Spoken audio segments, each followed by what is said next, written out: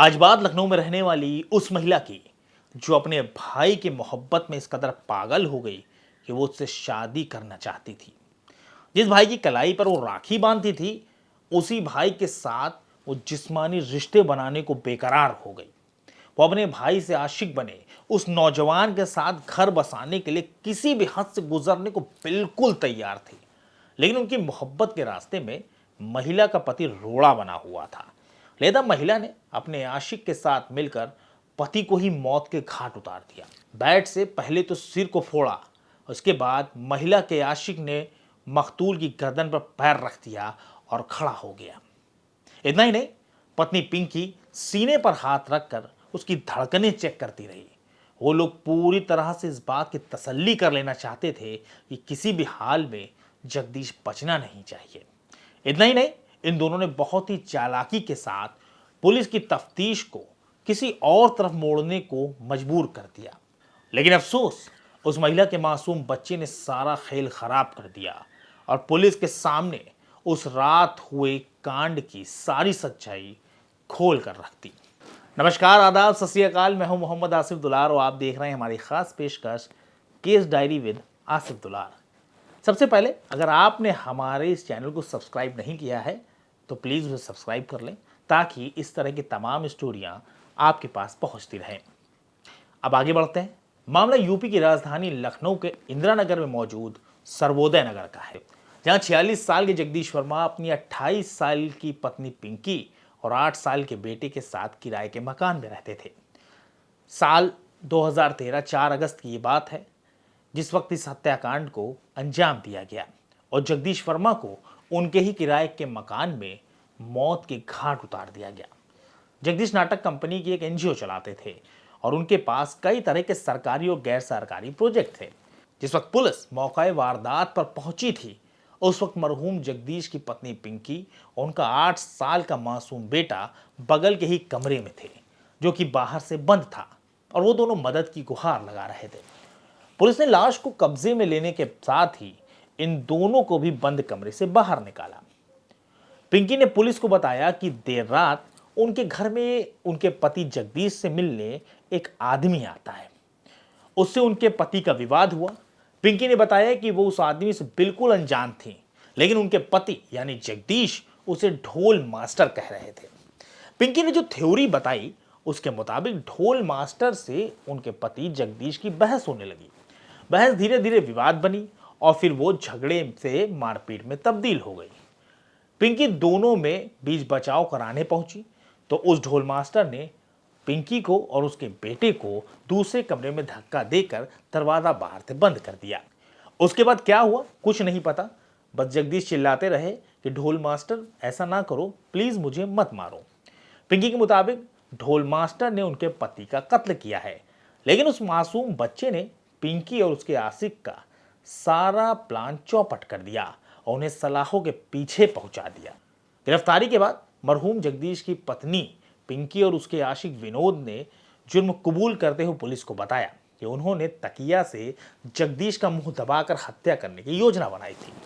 यानी जब जगदीश सो जाएंगे तो दोनों तकिया से उनका मुंह दबा देंगे, जिससे उनकी आवाज़ ही बाहर नहीं निकलेगी और काम भी हो जाएगा।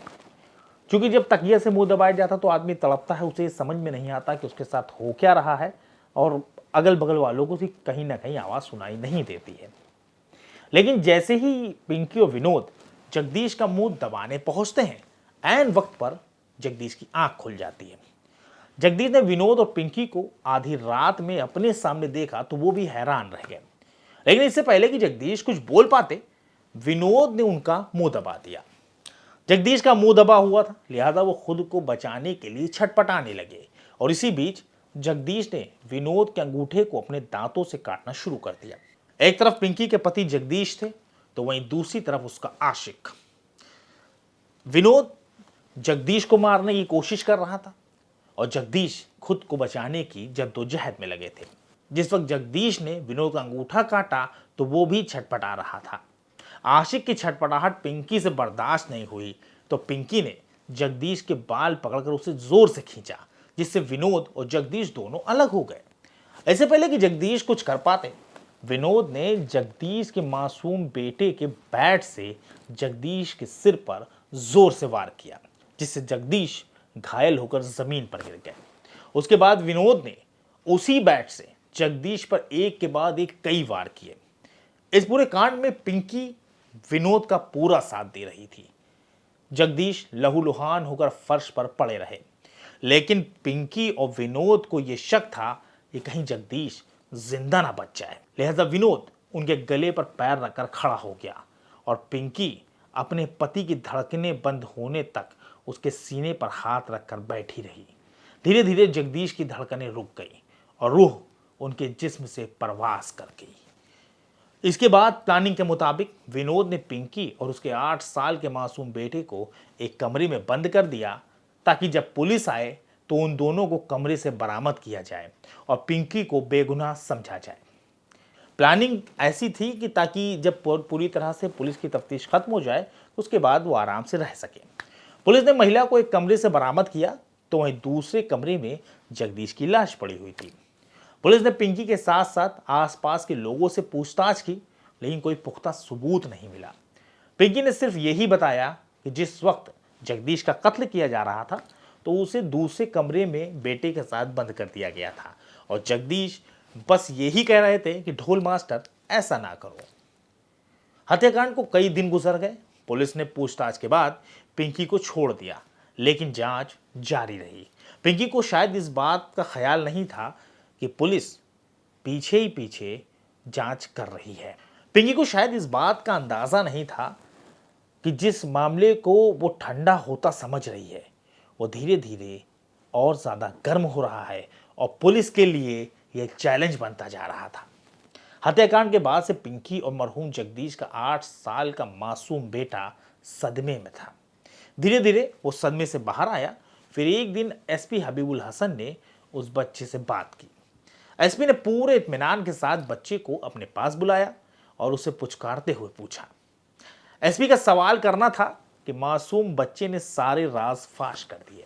मासूम बच्चे ने तत्कालीन एसपी हबीबुल हसन को उस रात हुई पूरी वारदात के बारे में बताया। बच्चे ने बताया कि किस तरह उसकी मम्मी पिंकी ने विनोद को घर बुलाया, किस तरह उन दोनों ने पिता का मुंह दबाने की कोशिश की, किस तरह जगदीश जग गए और फिर बैट से घायल करने के बाद किस तरह उनकी गर्दन को पैर से दबाया गया। मासूम बच्चे की बात सुनते ही पुलिस के भी पैरों तले जमीन खिसक गई। बस क्या था, पुलिस ने तुरंत ही मरहूम जगदीश वर्मा की पत्नी पिंकी और उसके भाई से आशिक बने विनोद को गिरफ्तार कर लिया। पुलिस ने पूछताछ शुरू की तो नाजायज रिश्तों की किताब के सारे पन्ने खुद ब खुद खुलने शुरू हो गए। दरअसल मरहूम जगदीश वर्मा की पत्नी पिंकी और विनोद आपस में ममेरे भाई बहन थे। ये दोनों पीलीभीत के रहने वाले थे। बचपन में पिंकी विनोद को राखी बांधा करती थी। पिंकी और उसका ममेरा भाई विनोद बचपन में एक साथ स्कूल में पढ़ते थे। विनोद ने 2nd क्लास तक पढ़ाई करने के बाद स्कूल छोड़ दिया, लेकिन पिंकी ने अपना हाई स्कूल पूरा किया। बचपन में पिंकी अपने सगे भाइयों के साथ साथ विनोद को भी राखी बांधा करती थी।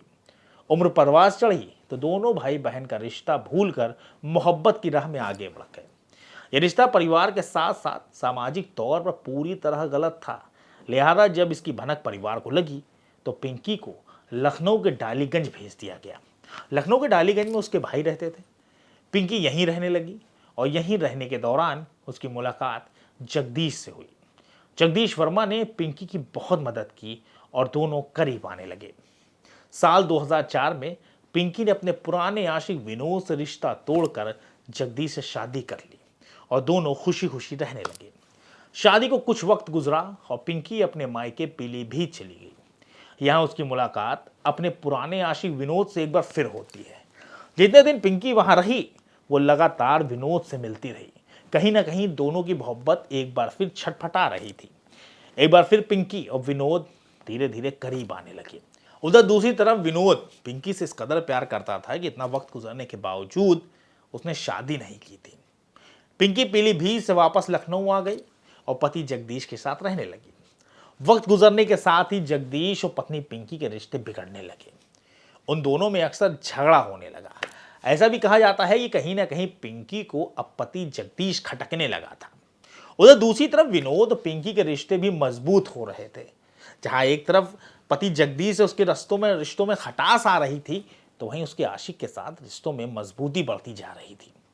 एक बार फिर पिंकी और विनोद की मुलाकात होती है। इस बार पिंकी उसे अपना सारा दुखड़ा सुनाती है और दोनों मिलकर जगदीश को रास्ते से हटाने की प्लानिंग शुरू कर देते हैं और तय वक्त और तारीख पर हत्याकांड को अंजाम दे दिया जाता है। तफ्तीश के बाद आखिरकार पुलिस ने दोनों आरोपियों को गिरफ्तार कर लिया है और इस वक्त वो दोनों अपने अंजाम को भुगत रहे हैं। आपको हमारी पेशकश कैसी लगी इसके बारे में कमेंट सेक्शन में ज़रूर बताएं। बहुत जल्द एक नई सच्ची कहानी के साथ हम एक बार फिर आपके सामने हाजिर होंगे। तब तक के लिए हमारी पूरी टीम को इजाज़त दीजिए और अपना ख्याल रखिए।